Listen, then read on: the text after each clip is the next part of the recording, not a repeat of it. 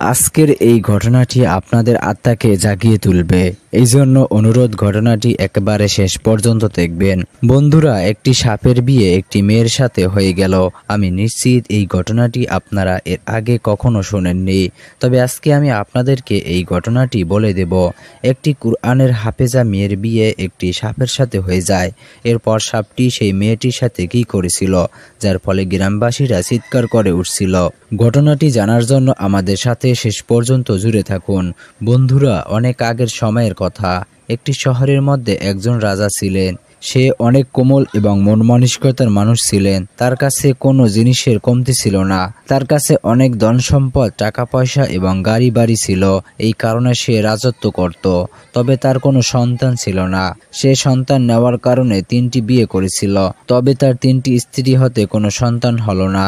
সে ভাবত, আমার মৃত্যুর পর দুশমন আমার স্ত্রী এবং ধন সম্পদের সাথে কি করবে এবং আমার এলাকার শাসনের ভার কে নেবে। সে যখন এই কথা চিন্তা করত, তখন সে অনেক চিন্তিত হয়ে পড়ত। সেই এলাকার বাচ্চারা পর্যন্ত জানতো যে রাজা সন্তান পাওয়ার জন্য অনেক বেশি ব্যাকুল। সে অনেক বড় বড় ডাক্তার এবং হাকিমের কাছেও যেত এবং অনেক বেশি দান খয়রাত করত এবং মসজিদের মধ্যে সাফা সাফাইয়ের কাজ করত। তিনি নিজের হাতে সবকিছু করতেন। আপনি হিন্দু হন কিংবা মুসলিম, ভিডিওটি না টেনে একেবারে শেষ পর্যন্ত দেখুন। বন্ধুরা, ভিডিওটি শুরু করার আগে একটু দোয়া করে নেই। আল্লাহ আমাদেরকে গুনাহ থেকে রক্ষা করুন এবং জান্নাত দান করুন। সকলেই কমেন্ট বক্সে লিখুন আমিন এবং এই ভিডিওটিতে একটি লাইক দিন। এবং যারা এই চ্যানেলটি সাবস্ক্রাইব করেননি, এখনই চ্যানেলটি সাবস্ক্রাইব করুন। এই ভিডিওটির লাইক টার্গেট মাত্র 10,000, তাই এই ভিডিওটিতে লাইক দিয়ে দিন। তো চলুন শুরু করি। রাজার এলাকার মধ্যে একজন অনেক বিখ্যাত এবং চালাক জাদুকর বসবাস করতেন। তিনি অনেক গরিব ছিলেন।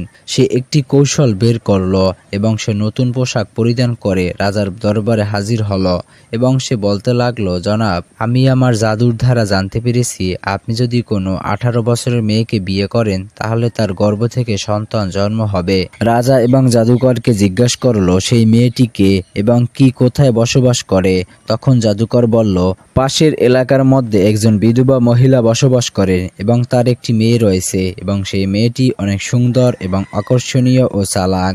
রাজা বলতে লাগলো, যেহেতু আমি 3টি বিয়ে করেছি সেহেতু আরেকটি বিয়ে করে দেখি, কেননা আমার কাছে তো ধন সম্পদের কোনো কমতি নেই, কমতি আছে শুধু একটি সন্তানের। এবং জাদুকরের কথা সত্যিও হতে পারে এবং আমি আমার জন্য একটি ওয়ারিশ পেয়ে যেতে পারি। এরপর সেই জাদুকরটিকে রাজা একটি মতির মালা দিলেন এবং বলতে লাগলেন, যদি আমার চতুর্থ স্ত্রী থেকে আল্লাহ পাক রব্বুল আলামিন আমাকে সন্তান দান করেন তাহলে আমি তোমাকে মালামাল করে দিব। তবে এই কথাটি যদি মিথ্যা হয় তাহলে আমি তোমার শরীরে চামড়া তুলে নিয়ে তা চিল এবং কাককে খেতে দেব। জাদুকর বলতে লাগলো, জনাব, আমার জান তো আপনার জন্য হাজির রয়েছে, তবে আপনি আমার উপর বিশ্বাস রাখুন। আমার কথা এখন পর্যন্ত কখনো মিথ্যা হয়নি। আপনি একবার সেই মহিলার মেয়েকে বিয়ে করে আমার কথায় আমল করে দেখুন। সেই জাদুকর এই সকল কথা রাজাকে বেকুব বানানোর জন্য বলেছিল, কেননা জাদুকর অনেক গরিব এবং দরিদ্র ছিল। তাকে তার স্বার্থ পূরণ করার জন্য টাকা পয়সার প্রয়োজন ছিল এবং সেই বৃদ্ধ মহিলাটি সেই জাদুকরের বোন ছিল এবং তারাও অনেক গরিব ছিল এবং সেই মহিলাটির শুধুমাত্র একটি মেয়ে ছিল যে কিনা অনেক সুন্দরী ছিল।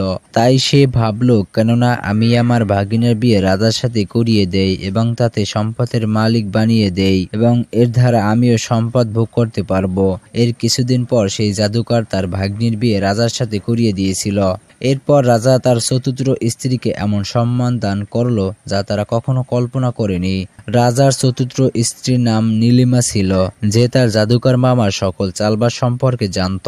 বিদায় নীলিমা ও তার স্বামীকে বুঝতে দিল না যে সে জাদুকরের ভাগ্নি। সে একটি গরিব মেয়ে ছিল এবং সে দরিদ্রতার মধ্যে বড় হয়েছিল। বন্ধুরা, ভিডিওটি অনেক বড় হয়ে যাওয়ার কারণে আমরা এখানেই শেষ করছি। পরবর্তী পর্ব দেখতে চাইলে এখনই আমাদের এই চ্যানেলটি সাবস্ক্রাইব করুন। দেখা হচ্ছে পরবর্তী পর্বে। সে পর্যন্ত ভালো থাকুন, সুস্থ থাকুন। আল্লাহ হাফেজ।